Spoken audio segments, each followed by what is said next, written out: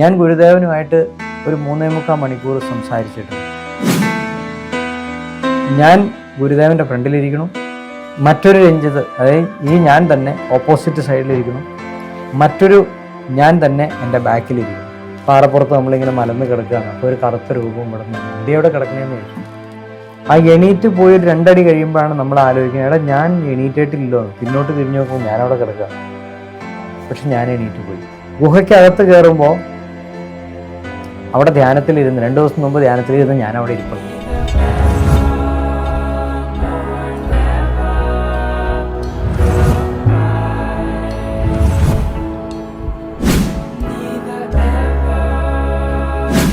ഒരു അവലിങ്ങനെ സ്പൂണിലെടുത്താൽ അതിൻ്റെ അവസ്ഥ എന്തായിരിക്കും? പറന്നു പോകില്ലേ?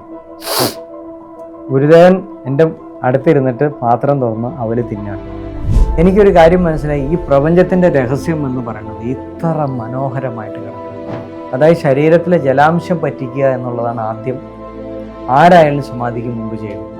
സമാധി എന്ന് പറയുന്ന വേറൊരു തലമാണ്, മരണം എന്ന് പറയുന്ന വേറൊരു തലമാണ്. മരിച്ച ആളെ സമാധിയാക്കി ഇരുത്തുക അപ്പോൾ ചെയ്യണം.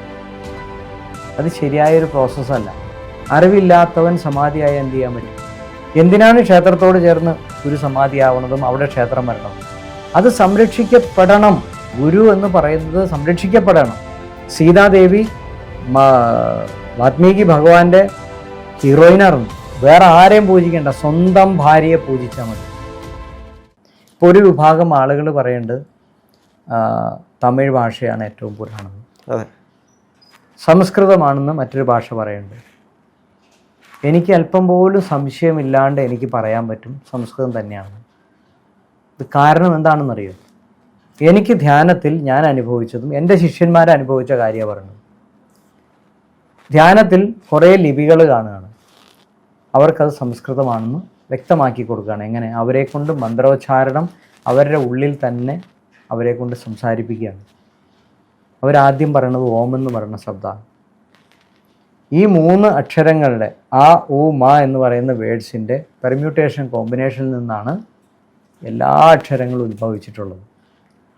അത് ദേവഭാഷയാണ് താനും.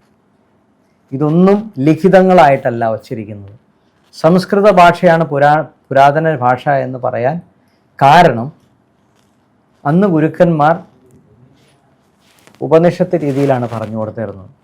പുസ്തകങ്ങളിൽ എഴുതിയല്ല. ഒരു ഗുരു ശിഷ്യന് പറഞ്ഞു കൊടുക്കും, അടുത്ത ശിഷ്യന് പകർന്നു കൊടുക്കും, അടുത്ത ശിഷ്യന് പകർന്നു കൊടുക്കും. ഇതാണ് പണ്ടുള്ള രീതി.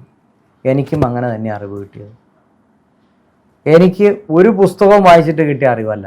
അല്ല, ഈ ഉപനിഷത്തുകൾ കൂടുതലും രചിച്ചിട്ടുള്ളത് ശങ്കരാചാര്യരുടെ രചന മാറ്റി നിർത്തും. ഞാൻ പറയണത് ഉപനിഷത്തിന്റെ ഗുരുവിനോട് അടുത്തിരിക്കുക, അത്രേ ഉള്ളൂ. ഈ ഗുരു പരമ്പരകൾ കൈമാറി കൊടുക്കുന്ന അറിവായിരുന്നു. ഇതാണ് അതിൻ്റെ ശരിയായ വാക്ക്. പരമ്പരകൾ കൈമാറി കൊടുക്കുന്ന വാക്കുകളായിരുന്നു. എനിക്കും എൻ്റെ ഗുരു പാരമ്പര്യമായിട്ട് എനിക്ക് പകർന്നു നൽകിയത്. ഞാനൊരു പുസ്തകത്തിൽ പോയി പഠിച്ചിട്ടില്ല. ഞാനല്ലെങ്കിൽ ബ്രഹ്മവിദ്യ പഠിക്കാൻ വേണ്ടി ഒരു സ്ഥലത്ത് പോയ ആളല്ല. അല്ലാതെ ഞാൻ പ്രപഞ്ചത്തിൽ നിന്ന് കിട്ടിയ അറിവാണ് ഈ പറയുന്നത്. അപ്പോൾ ഈ അറിവ് എവിടെ നിന്നാണ് വന്നത്? ഗുരു പരമ്പര എനിക്ക് പകർന്നു തന്നാണ്. എനിക്ക് എന്തുകൊണ്ടാണ് സംസ്കൃതത്തിലാണ് തമിഴിൽ തരാണ്ടിരുന്നത്? പക്ഷെ ദേവനാഗരി ലിപികൾ എടുത്ത് നോക്കുമ്പോൾ അതിൽ മുൻപന്തിയിൽ നിൽക്കുന്നൊരു തമിഴ് തന്നെയാണ് ഏറ്റവും കൂടുതലും. പക്ഷേ നമ്മൾ ഇതിനെപ്പറ്റി സംസാരിക്കുന്നതുകൊണ്ട് പ്രത്യേകിച്ച് കാര്യമില്ല. നമ്മൾ ലിപിയും ഇതൊക്കെ എഴുത്തിന് ശേഷമുള്ള, ഞാൻ പറഞ്ഞത് അക്ഷരം വരുന്നതിന് മുമ്പ്, എഴുത്ത് വരുന്നതിന് മുമ്പുള്ള കാര്യമാണ്.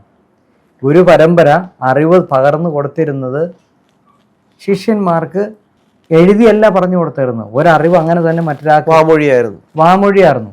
ഇനി മനസ്സിലാവുന്നൊരു ഉദാഹരണം പറഞ്ഞാൽ, യാജ്ഞവൽക്യന് അദ്ദേഹത്തിൻ്റെ ഗുരു നൽകിയ അറിവ് തിരിച്ചു ചോദിക്കുകയാണ്. അതായത് ഗുരുവിന്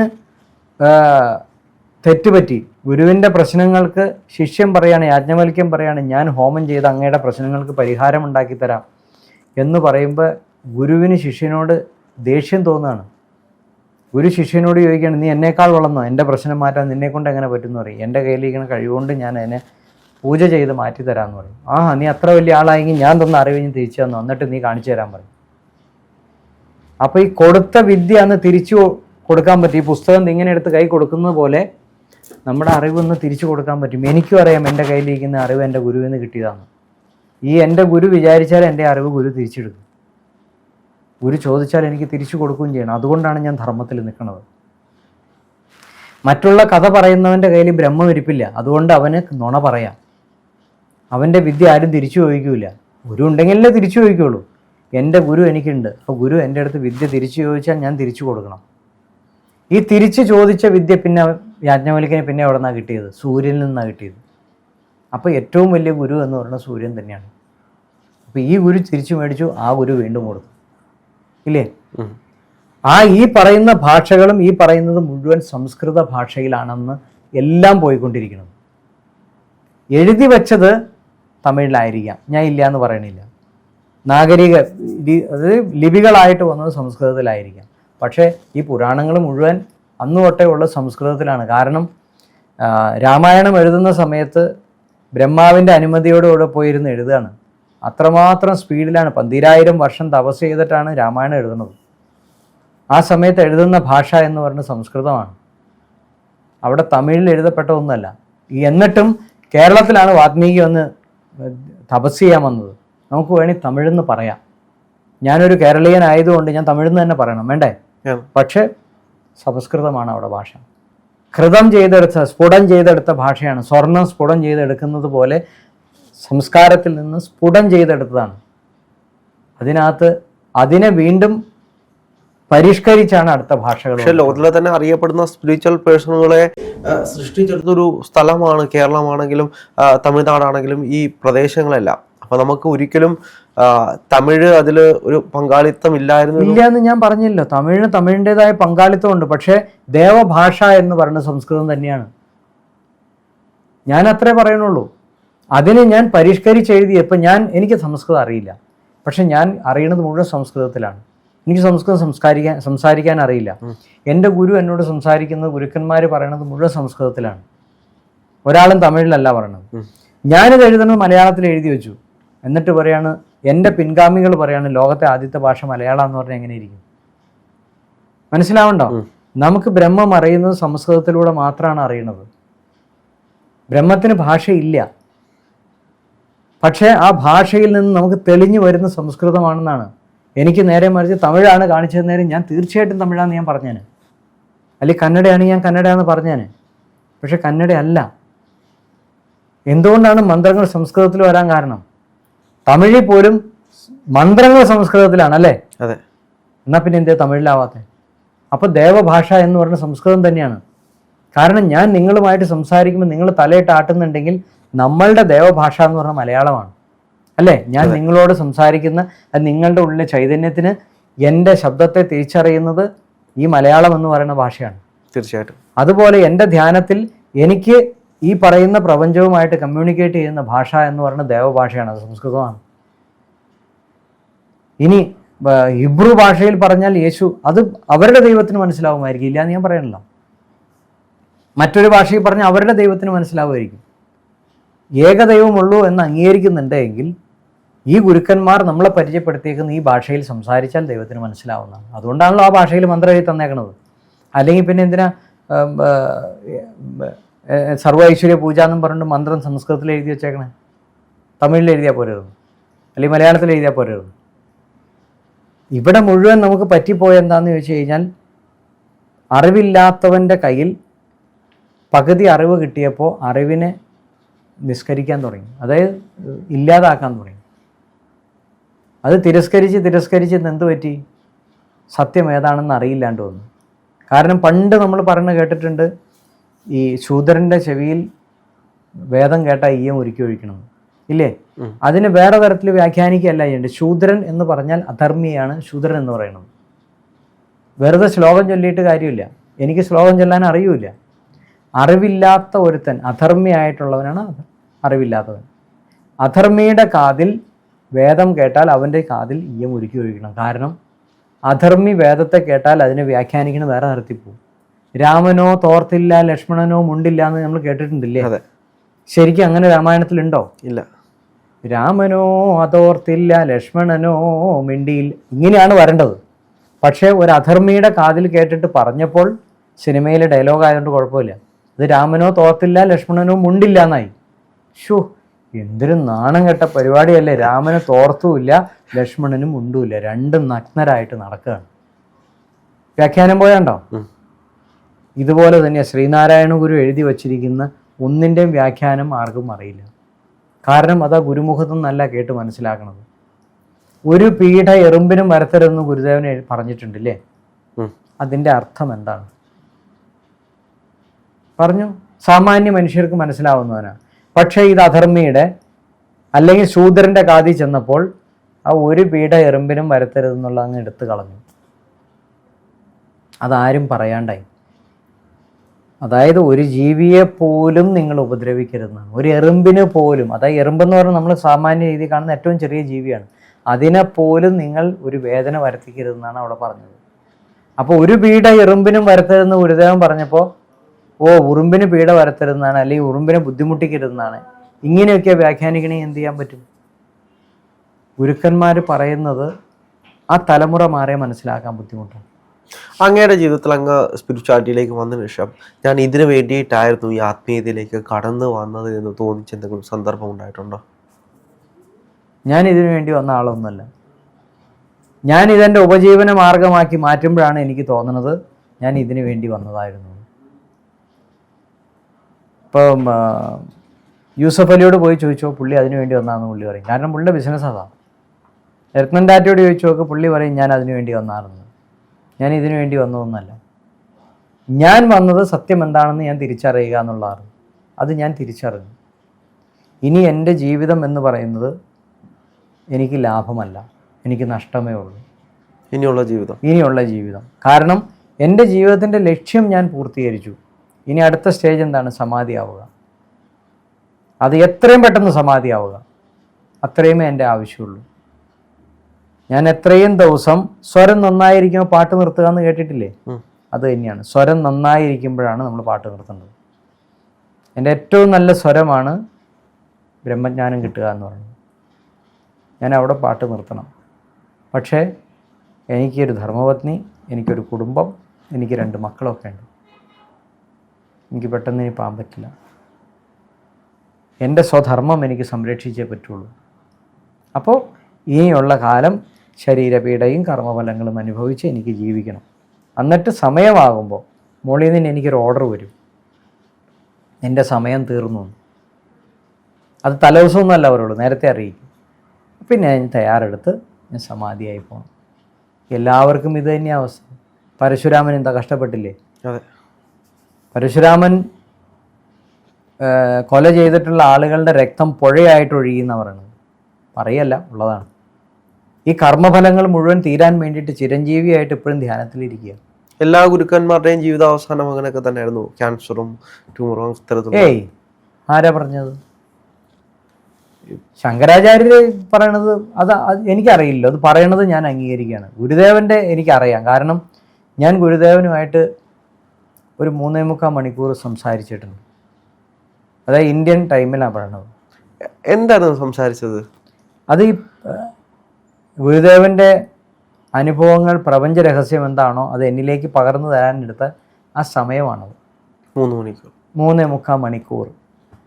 അതൊരു നമ്മളിങ്ങനെ ഇരിക്കുകയല്ല, കാലചക്രത്തിലിരിക്കുക. ഞാൻ ഇന്ന് മരുത്വാമലയില്ല, ഞാനിരിക്കുന്നത് ഒരു കാലചക്രത്തിലാണ്. അതായത് ഞാൻ ഗുരുദേവൻ്റെ ഫ്രണ്ടിലിരിക്കണം, മറ്റൊരു രഞ്ജിത്ത്, അതായത് ഈ ഞാൻ തന്നെ ഓപ്പോസിറ്റ് സൈഡിലിരിക്കണം, മറ്റൊരു ഞാൻ തന്നെ എൻ്റെ ബാക്കിലിരിക്കണം. അപ്പം ഇത് തമ്മിലുള്ള വ്യത്യാസം എന്ന് ചോദിച്ചാൽ ഇവിടെ ഇരിക്കുന്ന ഞാൻ എൻ്റെ സെയിം ഏജാണ്. ഇവിടെ ഇരിക്കുന്ന ആൾ താടിയൊക്കെ നീണ്ടിട്ട് വെളുത്ത ശരീരമാണ്. അപ്പുറം നിൽക്കുന്ന ആൾ ഒരു കറുത്ത രൂപമാണ്. ഇത് 3 തമ്മിൽ വ്യത്യാസമുണ്ട്. ഇരിക്കുന്ന ഗുരുദേവൻ എന്ന് പറഞ്ഞു കഴിഞ്ഞാൽ താടിയൊക്കെ നീണ്ട് മുടിയൊക്കെ മുകളിൽ കെട്ടിയിട്ടുള്ള ഒരു സന്യാസി രൂപമാണ്. അപ്പോൾ ഗുരുദേവൻ അവിടെ മരുത്വാമലയിൽ ധ്യാനത്തിലിരിക്കുന്ന കാലഘട്ടമാണ്. ഗുരുദേവൻ്റെ മറ്റൊരു രൂപം കണ്ടത് പ്രായമായിട്ടുള്ളതാണ്. ആ ഗുരുദേവനാണ് എന്നെ വിളിച്ചകത്ത് കൊണ്ടുപോകുന്നത്. അപ്പോൾ ഇതൊരു ഒരാളുടെ എന്താ പറയുന്നത്, നമ്മൾ സിനിമയിലൊക്കെ കാണുന്ന പോലെ ഈ എന്താണ് ഒരേ രൂപത്തിലുള്ള 2 ആൾ ഡബിൾ റോൾ ചെയ്യണമെന്ന് പറഞ്ഞ പോലെ 3 രൂപങ്ങളൊക്കെ ഇരുന്നൊരു പ്രത്യേക അവസ്ഥയിൽ ഇരുന്നിട്ടാണ് അവിടെ എനിക്ക് അറിവ്. ഇത് പറയുമ്പോൾ തന്നെ ഞാൻ നമ്മുടെ ഇംഗ്ലീഷ് സിനിമകളിലൊക്കെ പല സീനുകളില്ലേ, അതേപോലെയാണ് ഞാൻ ആലോചിക്കുന്നത്. ഇങ്ങനെ 3 പേര് ഗുരുദേവൻ. ഈ അനിമി മൂവികളില്ലേ, അതിലൊക്കെ. അല്ല, ഇത് ഒന്നുകൂടി ഞാൻ വ്യക്തമാക്കി തരാം. കാരണം ഇത് ഇങ്ങനെ പറഞ്ഞു പോകുമ്പോൾ നിങ്ങൾക്ക് വീണ്ടും കൺഫ്യൂഷനായി. ഞാൻ ശരിക്കും മരുത്വാമലയിലേക്ക് പോണത് ഞാൻ പോലും അറിയാണ്ട് എന്നെ ക്ഷണിക്കുകയാണ്. അതൊരു ഇൻവിറ്റേഷനാണ്. ഇൻവിറ്റേഷൻ എന്ന് പറയുന്നത് നിമിത്തത്തിലൂടെയാണ് ഇൻവിറ്റേഷൻ. അല്ലാണ്ട് നമ്മൾ നോട്ടീസ് തന്ന് വരുമെന്ന് പറഞ്ഞ് കാർഡടിച്ച് വിളിക്കുകയല്ല. അപ്പോൾ കണ്ട സാഹചര്യം അനുസരിച്ച് ഞാൻ അറിവുള്ള ആളുകളുമായിട്ട് സംസാരിച്ചപ്പോൾ അവർ പറഞ്ഞു, നിങ്ങൾ മരുത്വാമലയിലേക്കാണ് വിളിക്കണേന്ന്. എന്തായിരിക്കും കാരണം? നിങ്ങൾ പോയി നോക്ക്, വെളുത്താവ് ദിവസമാണെന്നും പറയണ്ട.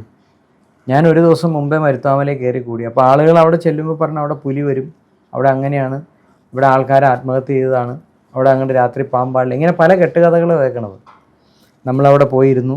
ഒരു ദിവസം കഴിഞ്ഞു, പിറ്റേ ദിവസമായപ്പോൾ വെളുത്തവാവിൻ്റെ സമയമൊക്കെ കഴിഞ്ഞു. നമുക്കൊന്നും കാണണമെന്നില്ല. നമ്മൾ നടന്ന് ടയേർഡായി. പാറപ്പുറത്ത് നമ്മളിങ്ങനെ മലന്ന് കിടക്കുകയാണ്. അപ്പോൾ ഒരു കറുത്ത രൂപം ഇവിടെ നിന്ന് വന്നു. എന്തിനാ ഇവിടെ കിടക്കണേന്ന് ചോദിച്ചു. ഞാൻ പറഞ്ഞു, ഒന്നുമില്ല, എന്നാൽ വരുമെന്ന് പറഞ്ഞു. നമ്മളറിയാതെ നമ്മളങ്ങ് എണീറ്റ് പോവാണ്. ആ എണീറ്റ് പോയി ഒരു 2 അടി കഴിയുമ്പോഴാണ് നമ്മൾ ആലോചിക്കുന്നത്, എടാ ഞാൻ എണീറ്റിട്ടില്ലല്ലോ. പിന്നോട്ട് തിരിഞ്ഞു നോക്കുമ്പോൾ ഞാനവിടെ കിടക്കുക. പക്ഷെ ഞാൻ എണീറ്റ് പോയി. ഒറിജിനൽ ഞാൻ അവിടെ കിടക്കണു, എൻ്റെ സൂക്ഷ്മ ശരീരമാണ് എണീറ്റ് പോയത്. അപ്പം ഞാൻ വിചാരിച്ചു ഞാൻ മരിച്ചു എന്ന്. പക്ഷെ എനിക്ക് തിരിച്ചങ്ങോട്ട് കയറാൻ പറ്റുന്നില്ല. ആ വാ എന്ന് പറഞ്ഞ് വിളിച്ച ആ ശക്തി കൊണ്ട് കൂടെ ഞാനങ്ങ് പോവാണ്. ഗുഹയ്ക്കകത്ത് കയറുമ്പോൾ അവിടെ ധ്യാനത്തിലിരുന്ന് 2 ദിവസം മുമ്പ് ധ്യാനത്തിലിരുന്ന് ഞാൻ അവിടെ ഇരിപ്പുണ്ട്. 2 ദിവസം മുമ്പിട്ട്. പക്ഷേ ആ ശരീരത്തിൻ്റെ ശരീരബോധം നഷ്ടപ്പെട്ടപ്പോൾ സൂക്ഷ്മ ശരീരമാണ് അതിൽ മുഴുവൻ കറങ്ങി നടന്നത്. ആ സൂക്ഷ്മ ശരീരമാണ് വിശ്രമിക്കുകയും ചെയ്യുന്നത്. ഇത് എന്നെ പഠിപ്പിച്ചു തരാൻ വേണ്ടിയിട്ടാണ് അനുഭവം. അത്ഭുതങ്ങളല്ല. ഇതൊന്നും നിങ്ങൾ അത്ഭുതം ചോദിച്ചപ്പോൾ ഞാൻ ഇത് വല്ലതും പറഞ്ഞു? ഇല്ല, ഇതൊന്നും എനിക്ക് അത്ഭുതമല്ല. കാരണം ഇതെല്ലാം ഞാൻ റിയലൈസ് ചെയ്ത കാര്യങ്ങളാണ്. ഇതൊന്നും ഒരു അത്ഭുതമല്ല. ഇത് അത്ഭുതമാവണത് എങ്ങനെ? എനിക്ക് ഇപ്പോഴും വിശ്വസിക്കാൻ പറ്റാത്തൊരു കാര്യം വരുമ്പോഴാണ് അത്ഭുതമാവണത്. ഇതെല്ലാം യാഥാർത്ഥ്യമാണെന്ന്. ഇത് യാഥാർത്ഥ്യം തന്നെയാണ്. ഇതാണ് മൾട്ടിപ്പിൾ ഡയമെൻഷൻ എന്ന് പറയുന്നത്. നമ്മൾ ഗുഹയ്ക്കുള്ളിൽ ചെല്ലുമ്പോൾ ഞാൻ അവിടെ തന്നെ ഇരിപ്പുണ്ട്. എന്നെ കൊണ്ടുവന്ന ഗുരുദേവൻ എൻ്റെ കൂടെയുണ്ട്. ആ കറുത്ത രൂപം കണ്ട് ഗുരുദേവനായിരുന്നു. ചന്ദ്രൻ്റെ വെളിച്ചത്തിൽ ഇങ്ങനെ കാണുമ്പോൾ മുഖമൊന്നും കാണാനുള്ള ഒരു കറുത്ത രൂപം മാത്രമേ ഉണ്ടായുള്ളൂ. ഞാൻ അവിടെ ഇരിക്കണം. അപ്പം ഞാനിരിക്കണം, എൻ്റെ അടുത്ത് ഗുരുദേവൻ ഇരിക്കണം, എൻ്റെ മറ്റൊരു രൂപം ഇരിക്കണം, ഞാനിവിടെ ഇരിക്കണം, ഗുരുദേവൻ അവിടെ ഇരിക്കണം. ഞാൻ സംസാരിക്കുന്നതിനിടയിൽ അപ്പം ഞാൻ അവല് വിളയിച്ചത് കൊണ്ടുപോയിട്ടുണ്ടാകും. പൂജയുടെ കഥയല്ല, അവല് വിളയിച്ചത് കൊണ്ടുപോയിട്ടുണ്ടാകും. അപ്പം ഞാനിങ്ങനെ എനിക്ക് ദാഹിക്കേണ്ട വിശക്കുണ്ട്. അപ്പോൾ ഞാൻ ഗുരുദേവൻ്റെ അടുത്ത് പാത്രം തുറന്നിട്ട് അവല് കഴിക്കാമെന്ന് പറഞ്ഞു. അപ്പോൾ നല്ല കാറ്റാണ് അവിടെ നിന്ന് പറയണത്. ആ മരുത്താമലയിൽ പോയിട്ടുള്ളവർക്ക് അറിയാം അവിടുത്തെ കാറ്റിൻ്റെ സ്പീഡ് എത്രയാണ്. അപ്പോൾ കാറ്റിൻ്റെ ശബ്ദം കൊണ്ട് ഇങ്ങനെ ഒച്ച കേട്ടുകൊണ്ടിരിക്കും. ഇങ്ങനെ ഭയങ്കര പാട്ടക്കിട്ട് വടിയും കൊണ്ട് അടിക്കുന്ന പോലെ ശബ്ദം കേട്ടുകൊണ്ടിരിക്കും. അത്ര ശക്തി അവിടുത്തെ കാറ്റിന്. അപ്പം ഈ ഒരവലിങ്ങനെ സ്പൂണിലെടുത്താൽ അതിൻ്റെ അവസ്ഥ എന്തായിരിക്കും? പറന്നു പോലെ. ഗുരുദേവൻ എൻ്റെ അടുത്തിരുന്നിട്ട് പാത്രം തുറന്ന് അവല് തിന്നാണ്. ഒരെണ്ണം പോലും പറന്നു പോയിട്ടില്ല. ഞാൻ കോരിയെടുക്കും, ഒരു തരി പോലും എൻ്റെ വായ കിട്ടില്ല, പറന്നു പോകും. ഞങ്ങൾ ഡിസ്കഷനൊക്കെ കഴിഞ്ഞു.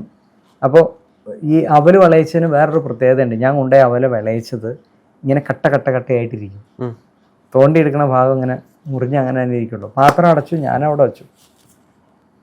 ഗുരുദേവൻ പോയി നേരം വെളുത്ത് കഴിഞ്ഞപ്പോൾ ഇതൊരു ഹാലൂസിനേഷൻ ആണെന്നുണ്ടെങ്കിൽ ഈ പാത്രത്തിൽ തിന്ന ഭാഗം എംറ്റി ആയിട്ടിരിക്കില്ല, ഫുള്ളായിട്ടിരിക്കും.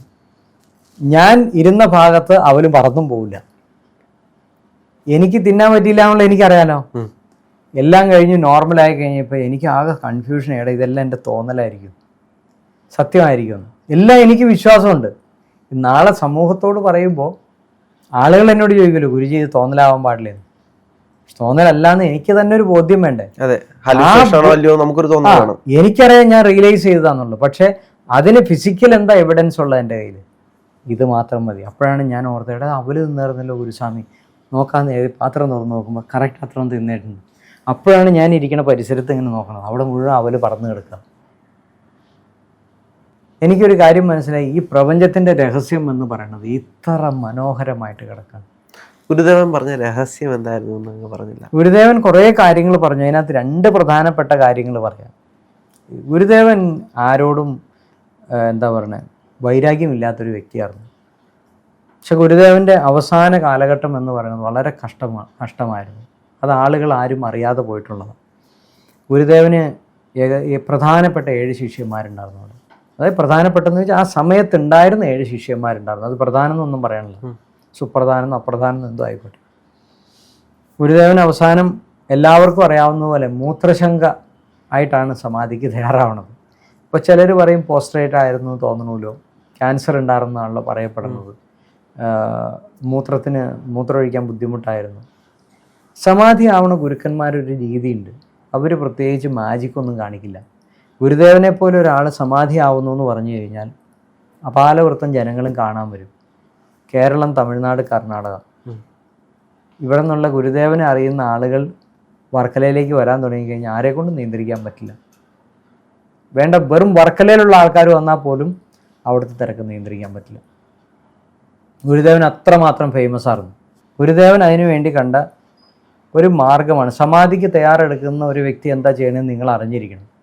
അതായത് ശരീരത്തിലെ ജലാംശം പറ്റിക്കുക എന്നുള്ളതാണ് ആദ്യം ആരായാലും സമാധിക്ക് മുമ്പ് ചെയ്യണത്. അപ്പോൾ ജലാംശം പറ്റിക്കുന്ന സമയത്ത് മൂത്രം ഉണ്ടാവും, മൂത്രം ഇല്ലാണ്ടാവും? ഇല്ലാണ്ടാവും. അപ്പോൾ ഓട്ടോമാറ്റിക്കലി ആളുകൾ ചുറ്റും നിൽക്കുന്ന ശിഷ്യന്മാർ സമാധിക്ക് തയ്യാറെടുക്കുക എന്ന് അറിയും, ഇല്ലേ? ഇത് ശിഷ്യന്മാരറിയാതെ ഗുരു തയ്യാറെടുക്കുകയാണ്. അപ്പോൾ എന്ത് ചെയ്യേണ്ടി വരും? ഭക്ഷണം കഴിക്കാൻ പറ്റില്ല, വയ്യ. ഇപ്പോൾ ജലാംശം പറ്റിക്കലായില്ലേ, മൂത്ര തടസ്സമുണ്ട്, മൂത്രം പോണില്ലല്ലോ. ജലാംശം പറ്റിക്കുന്ന പ്രോസസ്സാണ് നടന്നുകൊണ്ടിരിക്കുന്നത്. ഇത് ആളുകൾ തെറ്റിദ്ധരിച്ചു. അപ്പോൾ എന്ത് ധരിച്ചു? ആളുകൾക്ക് കൂടെ ഉണ്ടായിരുന്ന ശിഷ്യന്മാർ വിചാരിച്ചു ഗുരുവിൻ്റെ കഴിവൊക്കെ പോയി. ഗുരു ഒരിക്കൽ ഈ കഴിവ് പോയിട്ടില്ല എന്ന് മനസ്സിലാക്കാൻ വേണ്ടി കിടന്ന് ദുഃഖിതനായിട്ട് ഇങ്ങനെ സമാധിക്ക് വേണ്ടി തയ്യാറെടുത്ത് കിടക്കുന്ന സമയത്ത് താഴെ കാണാൻ വരുന്ന ആളുകളെ മുകളിലേക്ക് വിളിക്കുമെന്ന് ഗുരു പറയുന്നുണ്ട്. അപ്പോൾ ഈ ശിഷ്യന്മാർ പോയിട്ടാണ് വിളിച്ചുകൊണ്ട് വന്നത്. എന്നിട്ടും ഈ ശിഷ്യന്മാർ പറഞ്ഞത് ഗുരുവിൻ്റെ കഴിവ് പോയി എന്നാണ്. എല്ലാ കഴിവും പോയി. ഇനിയിപ്പം മൂത്രശങ്കയൊക്കെ വന്നു, ക്യാൻസറൊക്കെ ആയി, അവസാനം രക്ഷയില്ലാണ്ടായി, ഇനിയിപ്പോൾ മരിച്ചാൽ മതി എന്നൊരു തോന്നലായി. കാരണം ഗുരുവിനെ കൊണ്ട് പ്രത്യേക കഴിവില്ലാണ്ടായല്ലോ. അവസാന സമയം ഇതിനകത്ത് ഏതെങ്കിലും ഒരു നല്ല ശിഷ്യനുണ്ടോ എന്ന് പരീക്ഷിക്കാൻ വേണ്ടി ഗുരുദേവൻ പറഞ്ഞു, നമുക്ക് നല്ല വിശപ്പാണ്, അല്പം കഞ്ഞി തരുമെന്നിരിക്കുകയാണ്. അവിടെ ഉണ്ടായിരുന്ന എല്ലാവരും, ഒരാൾ പോലും ബാക്കി ഉണ്ടായില്ല, എല്ലാവരും ഓടുകയാണ് കഞ്ഞിയെടുക്കാൻ. ഇത് കേൾക്കുമ്പോൾ നമ്മൾ എന്ത് വിചാരിക്കും? ഇവരെല്ലാം ആത്മാർത്ഥമുള്ളവരാണ്. ഇവർ പോയത് കഞ്ഞിയെടുക്കാനല്ല, ഒരാൾ ചെയ്യണതിനെ തടസ്സപ്പെടുത്താനാണ് അടുത്ത ആൾ പോയത്. 7 പേരും ഒരേ കാറ്റഗറി കഴിഞ്ഞു. അവിടെ പോയി ഒരാൾ കഞ്ഞി കഷ്ടപ്പെട്ട് പാത്രത്തിലേക്ക് പകർന്ന സമയത്ത് അടുത്ത ആൾ തട്ടിക്കളഞ്ഞു. പോയ താഴെ കിടന്ന കഞ്ഞി വാരിയെടുത്ത് അതിൽ അല്പം വെള്ളവും കൂടെ, പാത്രത്തിൽ നിന്ന് വെള്ളം കൂടെ ഒഴിച്ച് ഒരുത്തം കൊണ്ടുവന്ന് ഗുരുദേവന് കൊടുക്കുമ്പോൾ ഗുരുദേവനോട് പറയാണ് കഞ്ഞിയില്ലാന്ന്. അവനെങ്കിലും സത്യം പറഞ്ഞിരുന്നെങ്കിൽ ഈ രഹസ്യം ഗുരുദേവൻ അവിടെ പറഞ്ഞാണ്. ഇതൊരു സിനിമ പോലെ പറയല്ല, ഞാൻ അനുഭവിച്ചു, കൂടെ നിന്ന് ആ ഉണ്ടായ ഇൻസിഡൻറ്റിനെ അനുഭവിപ്പിച്ചു തന്നു. പക്ഷെ ഞാൻ ഇൻ്റർവ്യൂവിൽ എടുത്ത ഒരാൾ എന്നോട് പറഞ്ഞൊരു കാര്യമാണ്, നാരായണ ഗുരു സമാധിയായി, അദ്ദേഹം മറ്റൊരു പദത്തിൽ ലയിച്ചു. പക്ഷെ അവിടുത്തെ ഏറ്റവും വലിയ വിഷയം എന്ന് പറഞ്ഞാൽ അദ്ദേഹത്തിൻ്റെ ശിഷ്യന്മാരായിട്ടുള്ള ഒരുപാട് പേരുണ്ട്, അവരാരും സമാധിയായില്ല.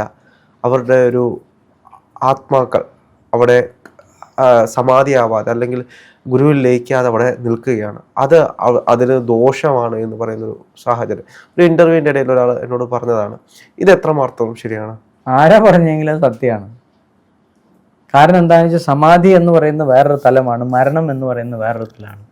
മരിച്ച ആളെ സമാധിയാക്കി ഇരുത്തിയേക്കുക അപ്പം ചെയ്യണത് അത് ശരിയായൊരു പ്രോസസ്സല്ല. സമാധി ആവുക എന്ന് പറയുന്നത് ഞാൻ എടുക്കുന്ന തീരുമാനമാണ്, എനിക്ക് സമാധി ആവണം എന്നുള്ളത്. എന്നിട്ട് എൻ്റെ ശരീരം പഞ്ചഭൂതമാക്കി മാറ്റണോ സമാധിയാക്കി സ്ഥാപിക്കണോ എന്നുള്ളത് ഞാൻ തന്നെ പറയുകയാണ് എൻ്റെ ശിഷ്യന്മാരോട്, ഇല്ലേ? പക്ഷെ നിർഭാഗ്യമെന്ന് പറയട്ടെ, ശിവഗിരിയുടെ സിസ്റ്റം അതാണ്, അവിടുത്തെ എല്ലാവരെയും മരിച്ചു കഴിഞ്ഞാൽ സമാധിയാക്കണം, അത് സമാധി ഇരുത്തണം. അപ്പോൾ എന്തു ചെയ്യും?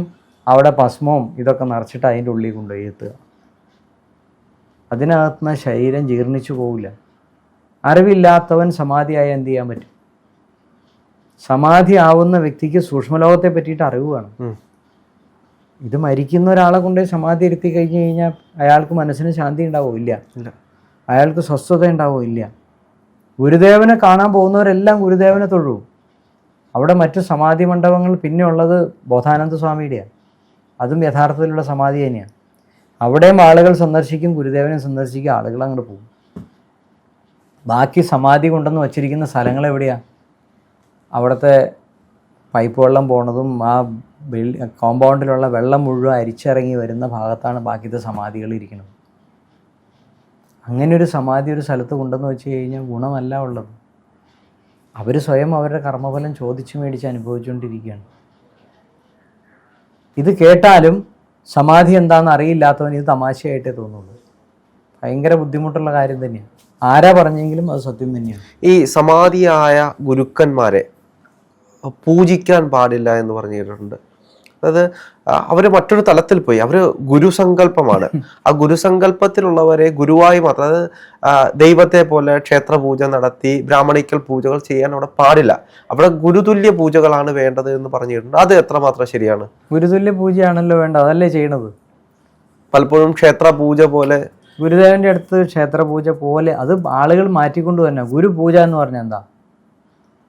ഓം ഗുരു ബ്രഹ്മ ഗുരുർ വിഷ്ണു ഗുരുദേവോ മഹേശ്വര ഗുരു സാക്ഷാൽ പരബ്രഹ്മം തസ്മൈ ശ്രീ ഗുരുവേ നമഃ. തീർന്നു.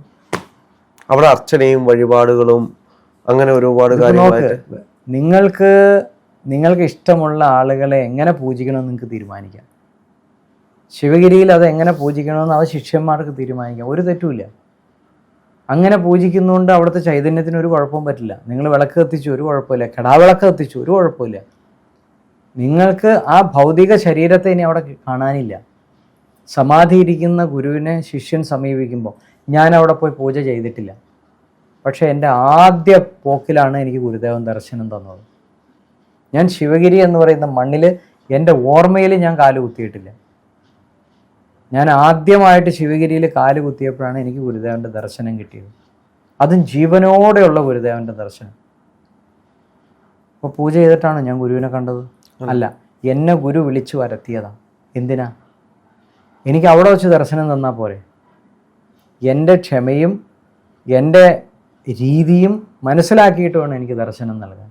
ഈ സമാധി പീഠങ്ങൾക്ക് ശക്തി ഉണ്ടെങ്കിൽ നമ്മുടെ അവിടെ പോയിരുന്നു കഴിഞ്ഞാൽ ഈ ഗുരുവിൻ്റെ ആത്മാവുമായിട്ട് നമുക്ക് സംവദിക്കാൻ കഴിയും. അവിടെ ഒന്നും വേണ്ട. ആത്മാവ് എന്ന് പറഞ്ഞാൽ അവിടെ ഒരു സ്ഥലത്തല്ലല്ലോ ഇരിക്കുന്നത്. അല്ല, ഗുരുവിൻ്റെ ആ ഒരു ചൈതന്യവുമായിട്ട് നമുക്ക് ബോധത്തിലേക്ക്. എങ്ങനെയാണ് സമാധി സ്ഥലത്തിൻ്റെ പ്രത്യേകത എന്ന് പറയാം. ഈ മൊബൈല് ഞാനിവിടെ മണ്ണിൽ കുഴിച്ചിട്ടേക്കാന്ന് തിരിച്ചു, ഈ ഏരിയയിൽ അതിൻ്റെ സിഗ്നൽ എപ്പോഴും ഉണ്ടാവും, ഇല്ലേ? അത് തന്നെ. മരിക്കുകയല്ല ചെയ്തേക്കണത്. പ്രാണൻ വെളിയിൽ പോയിട്ടില്ല. ജീവനും ബോധവും സാക്ഷിയും കൂടി ഒരുമിപ്പിച്ചിട്ട് അതിനെ പ്രത്യേക രീതിയിൽ കൈകാര്യം ചെയ്ത് ശരീരകോശങ്ങളിലേക്ക് വ്യാപിപ്പിച്ച് അതൊരു വജ്രതുല്യമായിട്ട് ആ ശരീരത്തെ അവിടെ തന്നെ ഇരുത്തിയേക്കാണ്. ആത്മാവ് അതിൽ നിന്ന് പോയിട്ടില്ല, മരിച്ചിട്ടുമില്ല. ജീവാത്മാവും പരമാത്മാവും തമ്മിലുള്ളൊരു ബന്ധത്തിൽ അവിടെ അങ്ങനെ ഇരിക്കേണ്ടത്. കാരണം അവിടെ ഒരു എനർജി ഫ്ലോ നിലനിർത്താൻ വേണ്ടിയിട്ട്. എന്തിനാണ്? ഈ തേർഡ് ഡയമെൻഷനിൽ പ്രവർത്തികൾ ചെയ്യണമെന്നുണ്ടെങ്കിൽ നമുക്ക് ശരീരം വേണം, വേണ്ടേ? ഇപ്പോൾ ഞാൻ ഇവിടെ ഉണ്ടെങ്കിൽ മാത്രമേ എനിക്ക് ഡയമെൻഷനിൽ എന്തെങ്കിലും ജോലി ചെയ്യാൻ പറ്റുള്ളൂ. ഞാൻ മരിച്ചു, എൻ്റെ ശരീരം കത്തിച്ചാൽ പിന്നെ എനിക്ക് ഇവിടെ ഒന്നും ചെയ്യാൻ പറ്റില്ല. സമൂഹത്തോടുള്ള പ്രതിബദ്ധത തീരാത്തതുകൊണ്ട് ഗുരുദേവൻ സമാധിയായിട്ട് അവിടെ ഇരിക്കുകയാണ്. ആ ശരീരം അവിടെ ഉള്ളിടത്തോളം കാലം ഗുരുദേവൻ ഈ ഭൂമിയിൽ ആര് കയറിയും എന്തും പ്രവർത്തിക്കാൻ പറ്റും. അതാണ് ഇപ്പം എന്നീ കൂടെ പ്രവർത്തിച്ചുകൊണ്ടിരിക്കുന്നത്. എനിക്ക് ഗുരുദേവന്റെ ബോധതലത്തെ അറിയാൻ ഗുരുദേവന്റെ സമാധി പീഠത്തിൽ ചെന്ന് ധ്യാനത്തിലിരുന്നാൽ മതിയോ? നിങ്ങൾ ഗുരുദേവന്റെ സമാധി പീഠം വരെ പോലും പോകണ്ട, എൻ്റെ മെഡിറ്റേഷനിൽ കയറിയാൽ മതി. ഗുരുദേവനെ പറ്റിയിട്ട് അറിയാം. അതിനുവേണ്ടി അവിടെ വരെ പോകണ എന്തിനാണ്? നിങ്ങൾ എൻ്റെ ക്ലാസ്സിൽ ഓൺലൈനിൽ കയറി. കൂടുതൽ ആളുകൾ പറഞ്ഞിട്ടുള്ളത് സമാധി പീഠങ്ങളിലാണ് അവരുടെ ചൈതന്യം നമുക്ക് ശക്തമായിട്ട് അത് സംരക്ഷിക്കപ്പെടേണ്ട സ്ഥലങ്ങളാണ്. ഇപ്പൊ ഗുരുദേവന്റെ സമാധി പീഠത്തിന് ഒരു ശക്തി ഇല്ല എന്ന് പറഞ്ഞു എന്നിരിക്കട്ടെ, ആളുകൾ അങ്ങോട്ട് പാണ്ടാവൂലേ? പിന്നെ അത് ആരാ സംരക്ഷിക്കപ്പെടുന്നത്? സംരക്ഷിക്കണേ എങ്ങനെയാ? അപ്പൊ ഭൂമിയിൽ ലോകത്തില് ജനങ്ങളുള്ള അത്രയും കാലം ആ സമാധി പീഠം സംരക്ഷിക്കണം. അത് മാത്രമല്ല, കേരളത്തിലെ പല മേജർ ക്ഷേത്രങ്ങളും ആണ്. ഇത് മാത്രമല്ല, എല്ലാ ക്ഷേത്രങ്ങളിലും ഫേമസ് ക്ഷേത്രങ്ങളിൽ നോക്കുക, അവിടെ ഒരു ഗുരുവിന്റെ സമാധി ഉണ്ടാവും. എന്തിനാണ് ക്ഷേത്രത്തോട് ചേർന്ന് ഗുരു സമാധി ആവണതും അവിടെ ക്ഷേത്രം വരണതും? അത് സംരക്ഷിക്കപ്പെടണം. അത് നശിച്ചു പോകേണ്ട ഒന്നല്ല. ഗുരു എന്ന് പറയുന്നത് സംരക്ഷിക്കപ്പെടണം. ഞാൻ ഇത് തന്നെയല്ലേ ആദ്യം പറഞ്ഞത്. വാത്മീകി ഭഗവാൻ 12,000 വർഷം തപസ് ചെയ്ത സ്ഥലം എന്ന് പറയുന്നത് പുൽപ്പള്ളിയിലാണ്. ശിവഗിരിയിലെ ഗുരുദേവന്റെ കാര്യം പറയുമ്പോൾ ഗുരുദേവൻ തന്നെ എന്നെ അങ്ങോട്ട് പറഞ്ഞു വിട്ടത്, വേറെ ആരും പറഞ്ഞു വിട്ടതല്ല. ഗുരുദേവൻ പറഞ്ഞ കാര്യങ്ങൾ ഞാൻ ഇന്നും ചെയ്യണുള്ളൂ. ആ ഗുരുവിനെ സംരക്ഷിക്കപ്പെടേണ്ടതല്ലേ? വാത്മീകി എന്ന് പറയുന്നത് ചെറിയ മഹർഷിയാണോ? അല്ല. രാമായണവും ദൈവങ്ങളെയും നമുക്ക് പരിചയപ്പെടുത്തി തന്ന സീതാദേവി വാത്മീകി ഭഗവാന്റെ ഹീറോയിനായിരുന്നു അല്ലേ? അവര് ഭൂമി വളർന്നു പോയത് അതേ സ്ഥലത്താണ്. അവരെ സംരക്ഷിക്കപ്പെടേണ്ടത് നമ്മുടെ ഡ്യൂട്ടി അല്ലേ? ഇന്ന് ഏതെങ്കിലും സ്ത്രീകൾ അവരെ ബഹുമാനിക്കണ്ടോ, അവരെ പൂജിക്കണ്ടോ? പിന്നെ എങ്ങനെ സ്ത്രീയുടെ ഐശ്വര്യം സ്ത്രീകളിലേക്ക് എത്തും? ഗുരുക്കന്മാരെ നമ്മൾ അംഗീകരിക്കണ്ടോ? പിന്നെ എങ്ങനെ ദൈവത്തിൽ നിന്ന് ഐശ്വര്യം വരും? ഇതാണ് ഞാൻ പറഞ്ഞു വരുന്ന പോയിന്റ്. നിങ്ങൾ ക്വസ്റ്റ്യൻ ചോദിക്കുമ്പോഴേ എനിക്ക് ഉത്തരം പറയാൻ പറ്റുള്ളൂ. ഇതാണ് നമ്മളുടെ സ്പിരിച്വൽ കോൺക്ലേവിലും സ്പിരിച്വൽ അവേഴ്സിലും നടക്കേണ്ട ഡിസ്കഷൻ. ഇതിന് പകരം നമ്മൾ വഴിവിട്ട് മാറിപ്പോയി സംസാരിച്ചിട്ട് എന്താ കാര്യം? ഇതാണ് സ്പിരിച്വാലിറ്റി. അപ്പോൾ ഗുരുക്കന്മാരെ നമ്മൾ എത്രമാത്രം പൂജിക്കുന്നുവോ, അല്ലെങ്കിൽ എത്രമാത്രം അറിയാൻ ശ്രമിക്കുന്നുവോ, എത്രമാത്രം നമ്മൾ സ്ത്രീയെ പൂജിക്കുന്നുവോ, അവിടെ എല്ലാം ഐശ്വര്യം വരും. നിങ്ങൾ നിങ്ങളുടെ വേറെ ആരെയും പൂജിക്കേണ്ട, സ്വന്തം ഭാര്യയെ പൂജിച്ചാൽ മതി, സ്വന്തം അമ്മയെ പൂജിച്ചാൽ മതി, സ്വന്തം മകളെ സ്നേഹിച്ചാൽ മതി, സ്വന്തം സഹോദരിയെ സഹോദരിയായിട്ട് കണ്ടാൽ മതി. നിങ്ങളുടെ വീട്ടിലേക്ക് ഐശ്വര്യം വരുന്നുള്ളതിന് ഒരു മാറ്റമില്ല. എന്താണെങ്കിലും ഒരുപാട് സന്തോഷമുണ്ട്. ഇനി നമുക്ക് അടുത്ത എപ്പിസോഡുമായിട്ട് ഇരിക്കാം. സന്തോഷം. നന്ദി. നമസ്കാരം.